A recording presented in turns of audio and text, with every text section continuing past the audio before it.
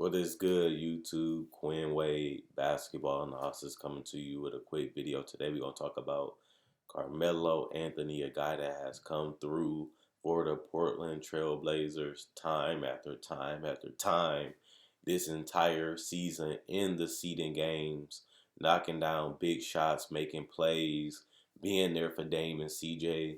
And that was the biggest reasons why they vouched for him, saying, get Melo back in the league. But before that, I was one of the people that did not give up on Melo. I was one of the people that rode for Melo, and I was one of the people that thought he still had a lot left in the tank. People turned against him when he went to OKC because what he said about the bench role. The funniest thing about the bench role is he's not coming off the bench for Portland. He's still starting, and he's still making a huge contribution for them each and every night throughout the entire season in the seeding games, which is the funny part. People laughed at him and made fun of him for not wanting to come off the bench. And he's showing that he doesn't need to come off the bench. He's still one of the better players and a starter in this league. A lot of people question his defense. Will he be able to defend? Will he be picked up on, especially in the playoffs as teams see him as a weakness? They're going to continue to go at him. That hasn't been a problem yet. It could be one if they do lock up the AFC, especially against the Lakers. That one we will have to wait and see.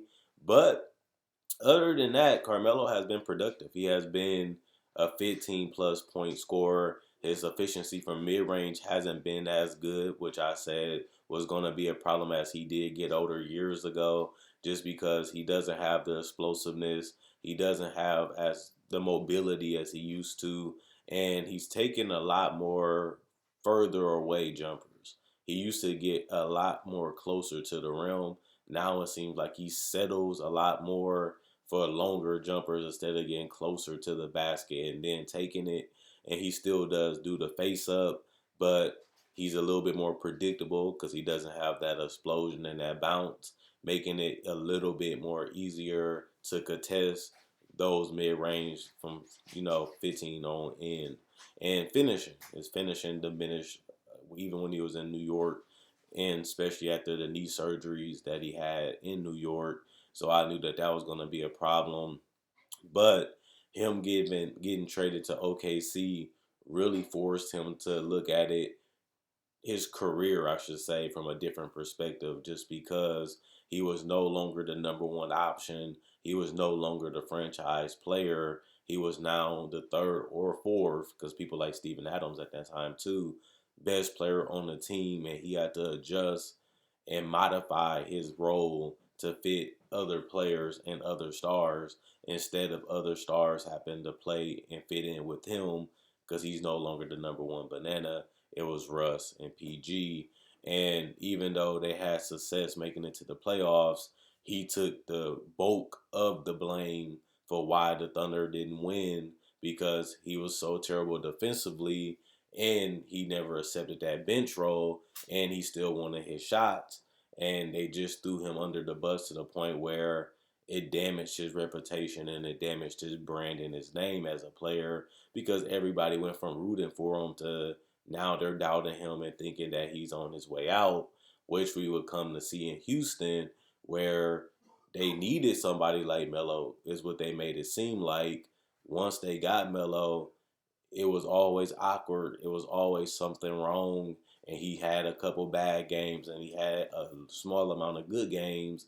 And they gave up and quit on him quickly, despite him just now getting back into the league. And on top of that, he had to adjust it and take time to get acclimated with the team that he was playing with. And they never really gave him a legitimate fair shot. And that could have destroyed his career, which it looked like it did. But with Dame and CJ needing help, especially offensively, and them still having a lot of love and respect for Melo, who still was staying in shape and working out against other NBA players, people still knew that was the real hoopers, that Melo wasn't washed up and done. He still could contribute. And it took Dame and CJ speaking up for him. And it was smart because they're not paying on really anything to play for them, and he has been a legitimate starter for them considering that they lost Rodney Hood and other guys on this roster. They say, you know what, we got to take a gamble on somebody because we have a huge hole on our roster. And Carmelo was the guy that they called up. And from day one in Portland, he has been one of their better players, even though he's not getting paid anything and people doubted that he will fit and people thought he was done. He has had a respectable resurgence in his career. And this changes the way people feel and changes the way people think about Melo because they're admitting it. I thought he was washed up. I thought he was done. I thought he would stay out of the league. And now people are coming today and saying that Carmelo is huge for them. It was a great pickup. It was smart. And he's still playing well. And he's shooting 38% from three. And he's stepping up in clutch moments for multiple games, even in the seeding games. And he's really showing why Dame and CJ vouched for him and helped them get back into the league. And if they make the playoffs, he's a big reason why throughout the whole season in the seeding game. So I was never one of those people that doubted Melo. I was never one of those people that gave up on him. If you go back and check the rest of my channel about Melo, I was one of the people defending that he should be back in the league. I was one of the people that said that he should get picked up from another team. And I was one of the people that felt like he got done dirty in OKC, and I was one of the people that felt he got done dirty in Houston, and I did not give up on him. I did not criticize him. I did not crucify him like other people did. And it's a blessing and a good thing to see him get another chance. But once he got that chance, he did a job, and now it looks like he's going to be in the NBA a lot longer than what people actually thought, as he's still showing that he can contribute, whether he's a starter or even if he comes off the bench in the future. Carmelo has shown that he still has staying power and he can still make a small incremental, you know, play. I'm liking what I'm seeing out of Melo right now. I'm liking his rebounding. I'm liking his confidence level. I'm liking his competitiveness. I like the fact that he really didn't want to go to Portland. It wasn't his first option, but he had to look at it from a perspective where if I want to be in the league, I just got to accept this role. I just got to, take and swallow my pride and just accept that this may be my last opportunity in the league, and I got to make the best of it. I got to make the most of it, and I feel like he did that in Portland, and he has did more than that. Now that the season could be over, or now that they will be competing to keep that eighth spot because they still do got to do the play-in game. But I still want to see how he ends his season in Portland. And now it's just about who's going to be the team that wants to bring Melo along after Portland, because I feel like he was great for Portland, and I think that they should bring him back. But at the same time, we know it is a business. We know how the game is, and Carmelo had to see that for himself the last 3 to 4 years. But now that he has shown that he can still play at this level, now that he has shown that he has a lot more left in the tank, I'm interested in seeing which teams are going to pick him up and what is his next role and what is his next journey going to be like for the next 2 to 3 years as he gets closer to 40 and closer to retirement. Is going to be an interesting ride. It's going to be interesting to see. But me growing up, not really being a Melo fan, but still having his back, still showing him love, and still trying to help him through his fight of trying to, get back into the league and show that he can still play, which he has done this year. I'm happy for Melo. I'm glad that I rolled for him, and he proved me right. So that's the best part. I really put my name and everything on the line to show that I had love and support for Melo. I never was a big Melo fan. I never disliked him. I had respect for Melo as a player. I had respect for Melo as a person, but I never was this top 10 Carmelo player. But I also did know he was one of the better players. And even when he got laughed about from the bench role, I stood by him. Even when they felt like he should have came off for the bench for OKC, I still say he should have been a starter. And even when Houston was digging the ditch for him to put him in the casket, I still feel like he should get another shot. And Portland was the opportunity.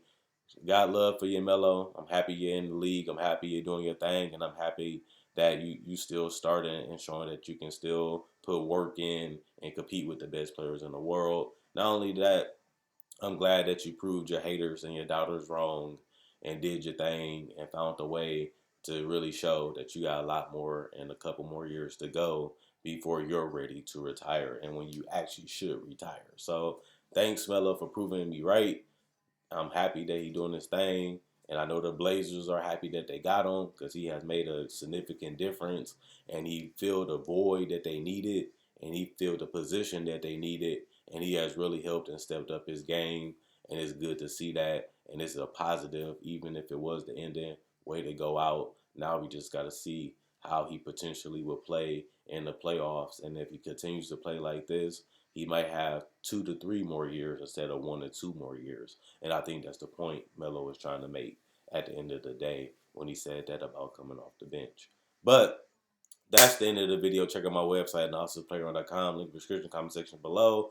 Check out my Facebook page, analysisplayground.com. Link up in the description, comment section below. Like on Facebook to show support. Also, like this video if you loved it and you enjoyed it. Also, share. That's a small thing you can do to help this channel continue to grow and reach more people. That's benefit to me, but it also is love and support from you guys that really do love and enjoy the videos. Not only that, I make a video and I try to do it each and every day. So if you love basketball, you can't get enough of it, and you like this video, check out my videos on my channel. I have over 1,000 videos on my channel, from trade deadline, free agency, to top 10 and discussions, from playoff predictions and NBA breakdowns of players, legends, and rookies, and even summer league breakdowns and summer league analysis. Also, I enjoy and I love what I do. So any support and any help is appreciated.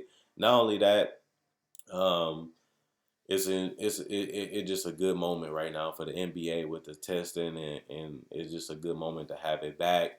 But now, as we get closer to the playoffs, we're getting closer to crowning the champion, and that's going to be the fun part. So why not subscribe and become part of the family? Other than that, Quinn Wade, basketball analysis, I'm gone. Let me know what you guys think about Portland. Let me know what you guys think about Melo and his future. Will he be a starter? Will he be coming off the bench? Will he stay in the league? Or do you think that it was a lucky season? Whatever you feel, I do read each and every comment. So if you comment, I do read all the comments. I might not reply to all of them, but if you have something to say, I do see it. Thanks for the love. Thanks for the support. Thanks for watching. Quinn Wade Basketball Analysis. I'm gone.